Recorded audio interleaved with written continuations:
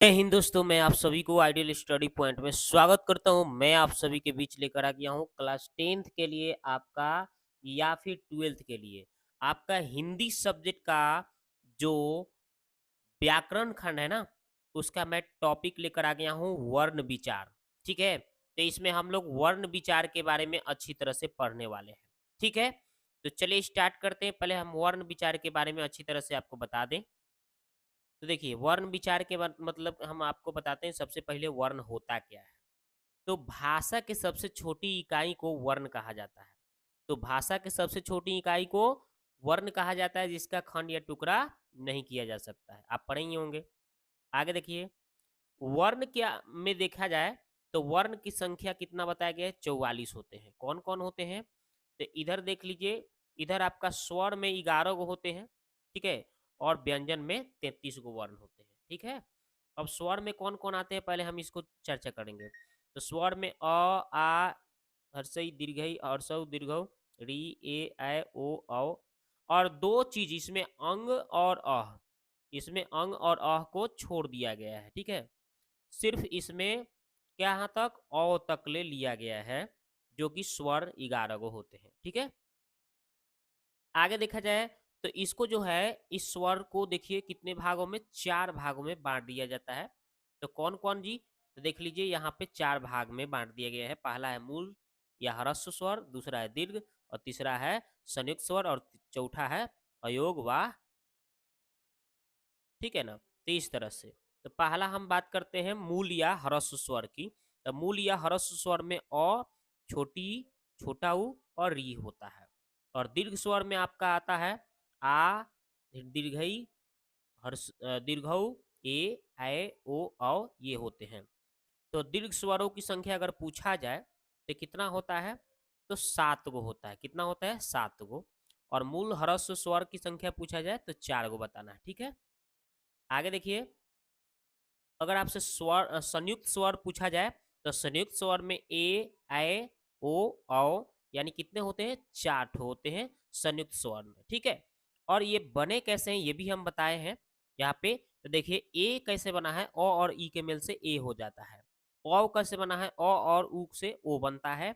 ऐ कैसे बना है, ओ और ए से ऐ बनता है। औ कैसे बना है, ओ और ओ से औ बना है। ठीक है, इस तरह से आपको बताया गया। अब अयोगवाह में कौन कौन होते हैं, अंग और अह, जो दो बिंदु छोड़ा गया था ना लास्ट में, तो वो आपका अयोगवाह में स्वर में आ जाता है। तो इस तरह से हमने स्वर के बारे में अच्छी तरह से जान लिया।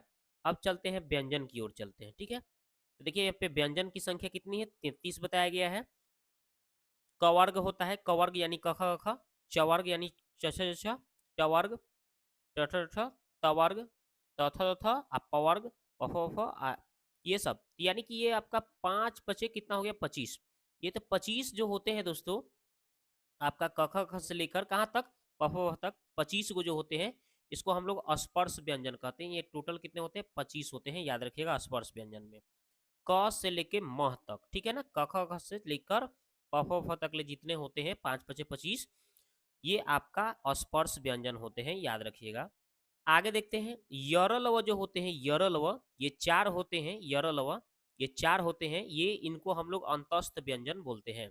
ठीक है, और उसमें व्यंजन में कौन कौन आते हैं, तो तीनों स और ह, तीनों स और ह को हम लोग उसमें व्यंजन बोलते हैं। कितने होते हैं, 4। उस व्यंजन की संख्या 4 होते हैं। तीनों स और ह को उसमें व्यंजन बताया गया है। अब संयुक्त व्यंजन की बात करें तो संयुक्त व्यंजन में कौन कौन आते हैं, अक्ष, तर, ज्ञ, सर, द्य, ये आपका टोटल कितने होते हैं, तो 5 ठो संयुक्त व्यंजन होते हैं। अब कौन कौन कैसे बना है ये भी जान लेते हैं। अक्ष जो होता है आधा क और तालाब दंत मूर्धन्य स से बना है। अक्ष कैसे बना है, आधा क और मूर्धन्य स से। ज्ञ कैसे बना है, आधा ज और य से ज्ञ बना है। तर कैसे बना है, आधा त और र से तर बना है।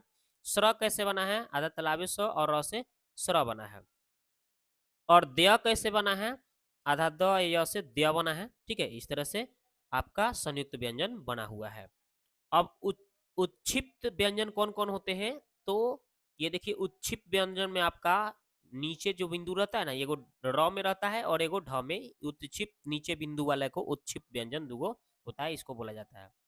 तो हमने आपको टोटल आपको अच्छी तरह से वर्ण बता दिया। 44 गो टोटल वर्ण होते हैं, स्वर में 11 गो होते हैं, व्यंजन में आपको कितने होते हैं? 33 गो होते हैं। ये हमने आपको बता दिया है कि नहीं। अब इस तरह से अब हम आगे बढ़ते हैं।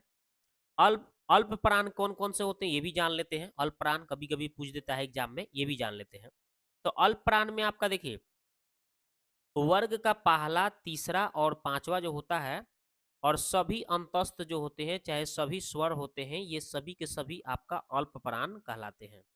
मतलब वर्ग का पहला, तीसरा और पांचवा, यानी 1 3 5, 1 3 5 याद रखना है, ये आपका अल्प प्राण में होता है। 1 3 5 कौन कौन होते हैं थोड़ा इसी में हम आपको बता देते हैं। तो देखिए ये वाला 1 नंबर वाला, ठीक है, और ये 3 नंबर वाला, और ये आपका 5 नंबर वाला।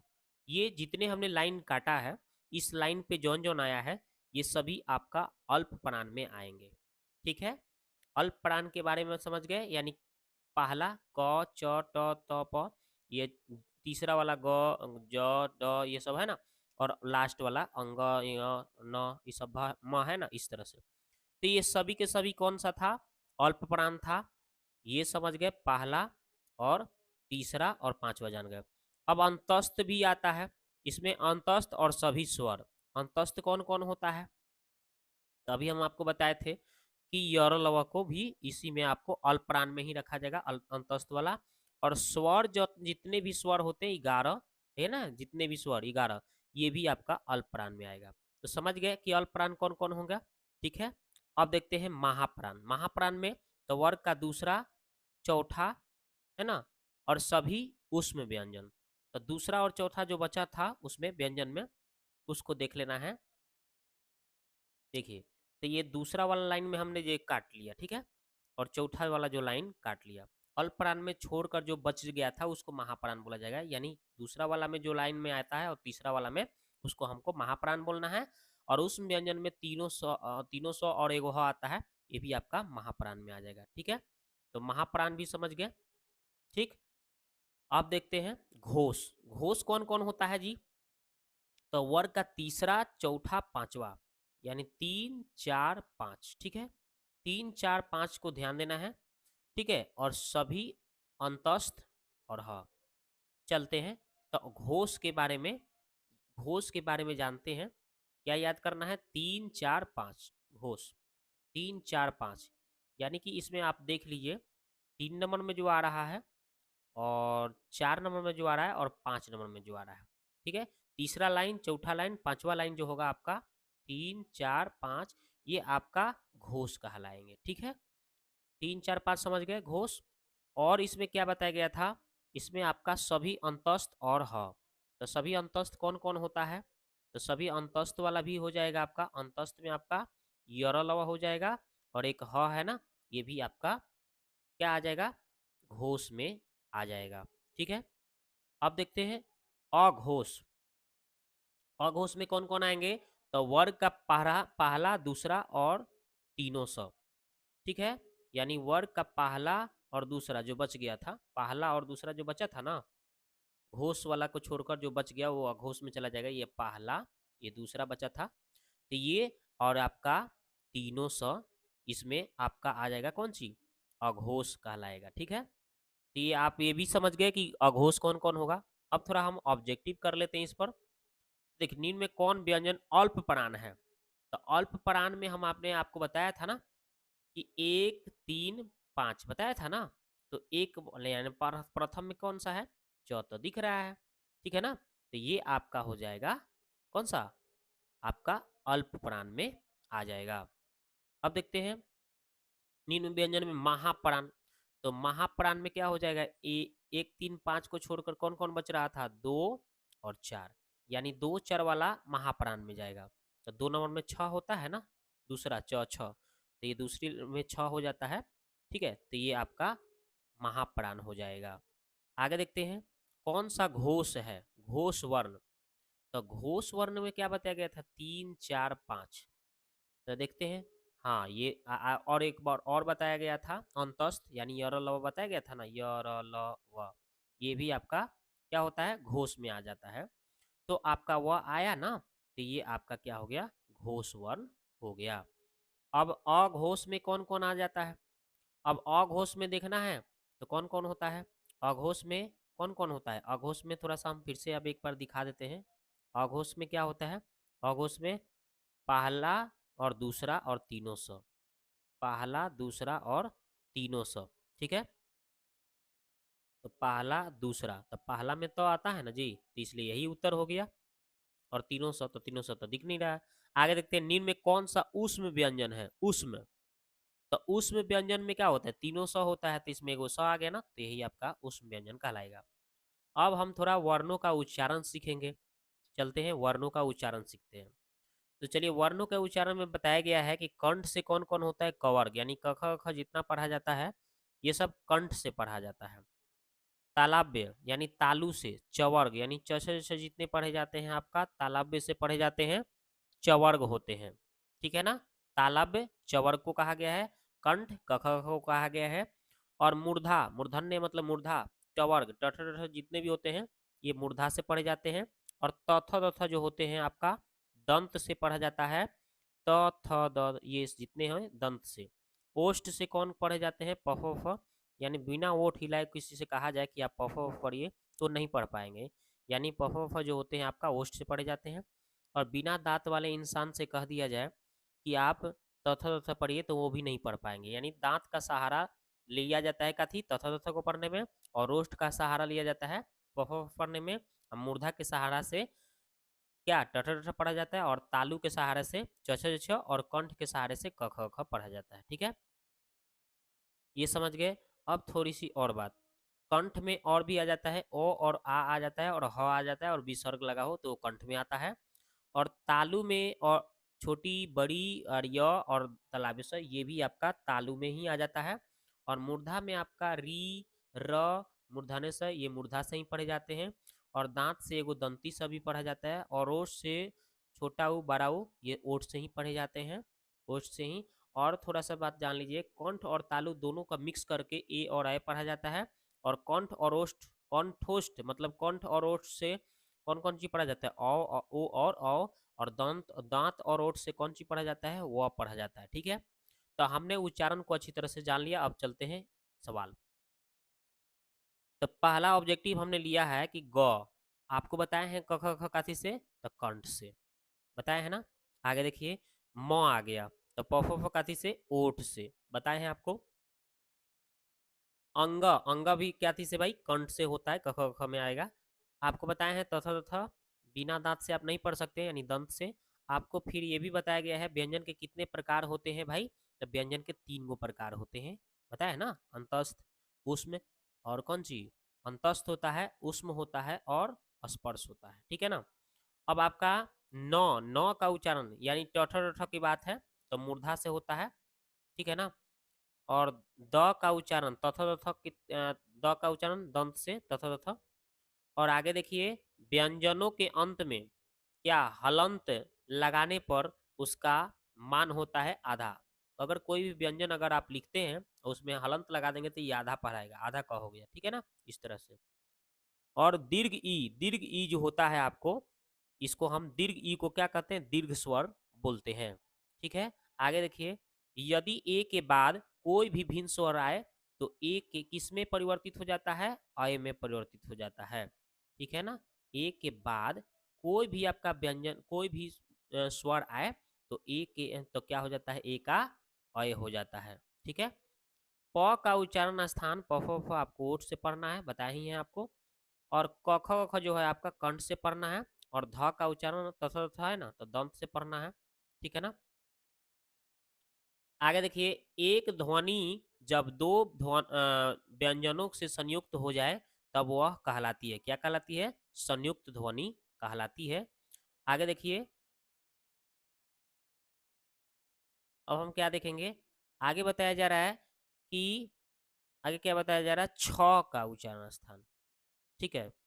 छ का उच्चारण स्थान क्या बताया गया है, तो छ का उच्चारण स्थान क्या होता है, च छ छ तालु से। आ का उच्चारण स्थान ओ, आ, ई, उ, ये जो होते हैं दीर्घ स्वर होते हैं, ये सब दीर्घ स्वर है। ठीक है ना। आगे देखिए, फिर आगे बताया गया है आपको प फ व फ जो होते हैं आपको कथी से, ओष्ठ से पढ़ना है।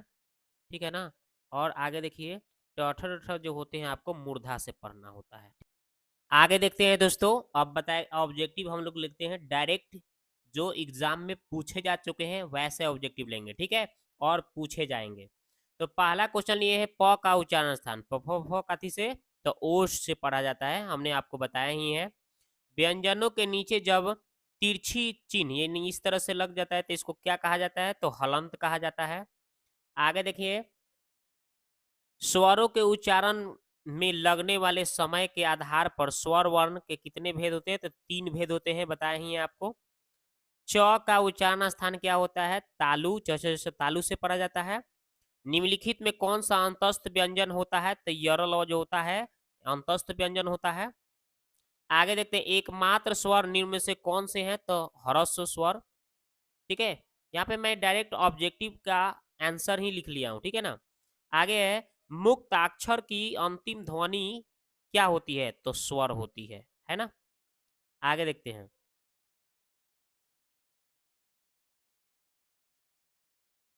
आगे देखते हैं, आगे बताया गया है कि ल कौन सा व्यंजन है, तो अंतस्थ व्यंजन होता है। ल कौन सा व्यंजन होता है, तो अंतस्थ व्यंजन होता है।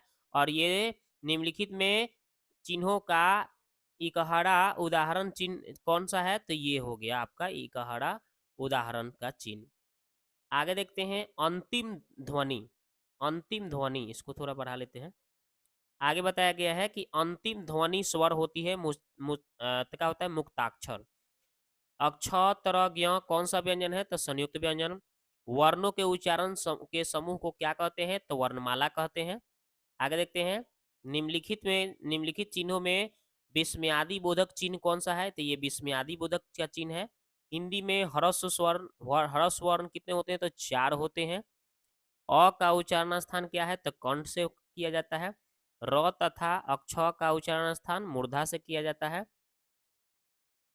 निम्नलिखित में घोष वर्ण कौन सा होता है, तो ह घोष वर्ण होता है। निम्नलिखित में किसका उच्चारण कंठ से होता है, तो क ख ख यानी ख दिया है। आगे देखते हैं, हिंदी में अंतस्थ व्यंजन की संख्या कै गो होता है, तो 4 गो होता है। आगे देखिए य को किस वर्ण के अंतर्गत रखा गया है, तो अंतस्थ व्यंजन। निम्नलिखित में अघोष कौन सा वर्ण होता है, तो च से यानी पहला वाला होता है। ठीक है ना। और दूसरा आगे देखते हैं,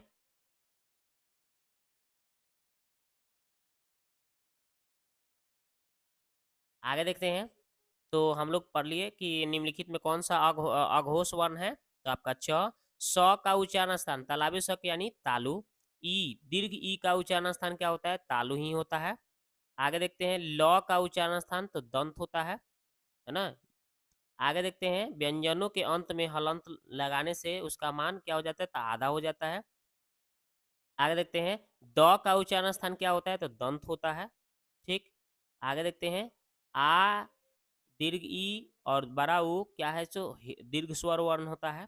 भ का उच्चारण स्थान प फ फ ओठ से किया जाता है। अंग का उच्चारण स्थान कंठ से किया जाता है, हमने पीछे ही बताया था आपको। आगे देखते हैं न का उच्चारण स्थान क्या होता है, मूर्धा। व्यंजन के कितने प्रकार के होते हैं, 3 प्रकार। ग का उच्चारण स्थान क ख ख है तो कैसे से कंठ से हो जाएगा। आगे देखते हैं त का उच्चारण स्थान दांत से यानी दंत से। छ का उच्चारण स्थान यानी तालु से ठीक है ना। आगे देखिए ध का उच्चारण स्थान यानी दंत से होता है। एक ध्वनि जब 2 ध्वनियों के संयुक्त होते हैं तो उसको क्या कहते हैं, संयुक्त संपृक्त व्यंजन या संयुक्त व्यंजन ध्वनि कहते हैं। ठीक है ना।